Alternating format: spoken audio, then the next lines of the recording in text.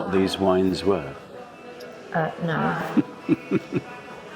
So we're about to do our wine tasting, and what you do is you get a chart. You have to work from this one, left to right, so they've all got a number, and then they tell you which wine you're tasting on the chart.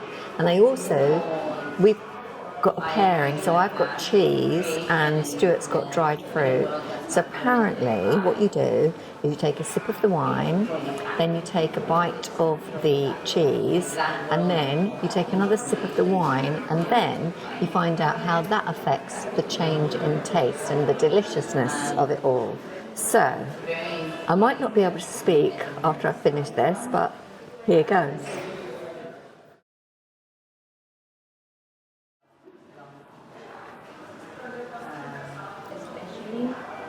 No, he said that was a Chenin Blanc, and this is an unoaked one, which I like. The cheese.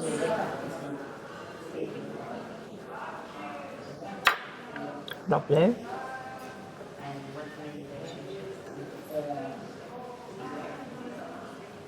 Did it change the taste? He's actually right, it softens the taste. It does make it less acidic. Not that it's really acidic, it's a nice wine, but it softens the taste, definitely. So I've had my first taste, which was all of those with the cheeses. Delicious. One I didn't like as much, but they were all pretty good. So now we've swapped, and I'm going to try all of Stuart's wines with the fruit, because it's only fair, isn't it? And can you notice something? Who's taken the biggest sips out of their wine? Because I reckon I've got much more wine left in my glasses than he's got left in his. Can you see that? So the Durbanville Hills Vineyard is definitely a cheap place to eat. We had 3 meals and 2 wine tastings with cheese and dried fruit. Guess how much for the 3 of us?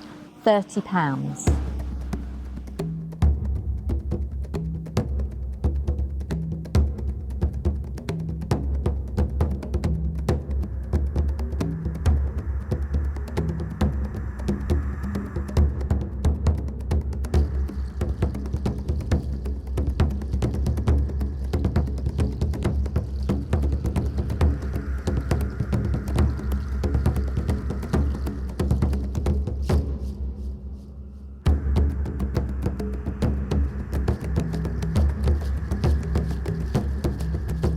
Cape Town is busy and buzzing day and night. When you leave the cruise terminal, just follow the yellow brick road.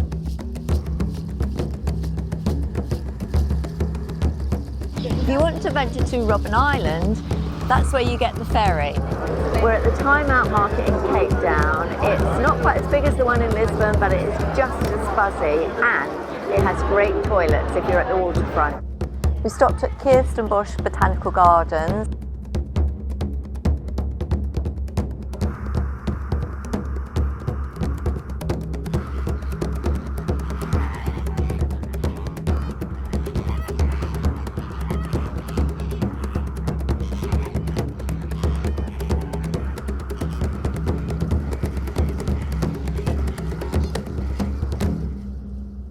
Just stopped in Dakar in Senegal. Isn't it funny how a port never looks how you expect it to?